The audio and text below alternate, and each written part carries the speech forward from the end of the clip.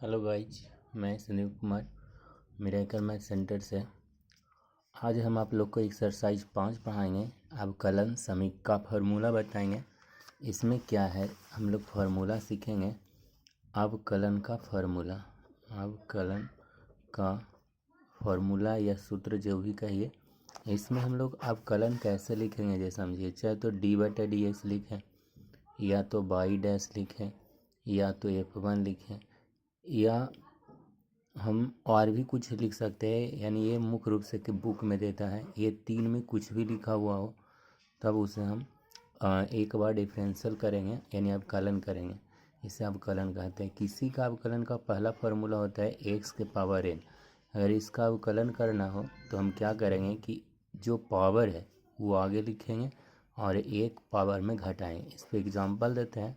जैसे x की power मान लिया जाए 30 है और d/dx है, और इसको अवकलन करना है तो पावर को आगे कर देंगे और एक घटा कर लिख देंगे x की पावर 29। ये अवकलन हो गया। यानी ये सिंपल अवकलन है, सबसे ज़्यादा यही यूज होगा। हम लोग इस पर ध्यान देंगे। x की पावर n। हम लोग फार्मूला पढ़ लेते हैं, कौन कौन सा फार्मूला है देखेंगे। d/sin x/dx बराबर n x की पावर। उसके बाद dx/dx का बराबर 1 है। साइन का dc बोलें या तो d/dx बोले, एक ही होता है। cos x, cos का dc माइनस साइन होता है। tan का sec स्क्वायर होता है। cot के cos का स्क्वायर माइनस, ये सब फार्मूला है। sec का sec x into tan x होता है। cos sec का dc cos sec into cot होता है, minus cos sec into cot होता है। साइन इन्वर्स का dc 1/√1 माइनस एक्स स्क्वायर होता है। कॉस इन्वर्स एक्स का डीसी -1/√1 माइनस एक्स स्क्वायर होता है। टेन इन्वर्स एक्स का डीसी होता है 1/1 प्लस एक्स स्क्वायर।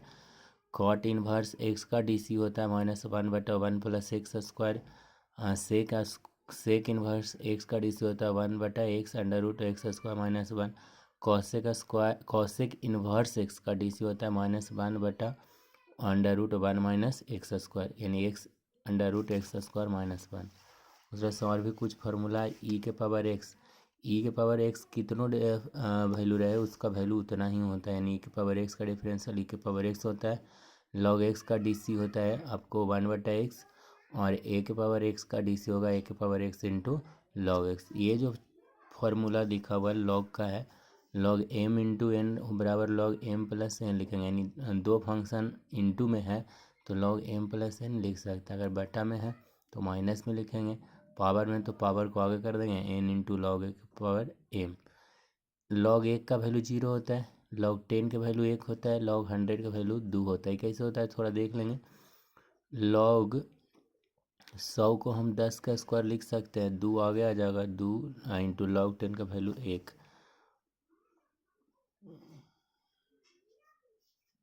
आगे है लॉग एक्स बराबर बाई। अगर लॉग एक्स बराबर बाई होता है तो एक्स बराबर ई के पावर बाई होगा।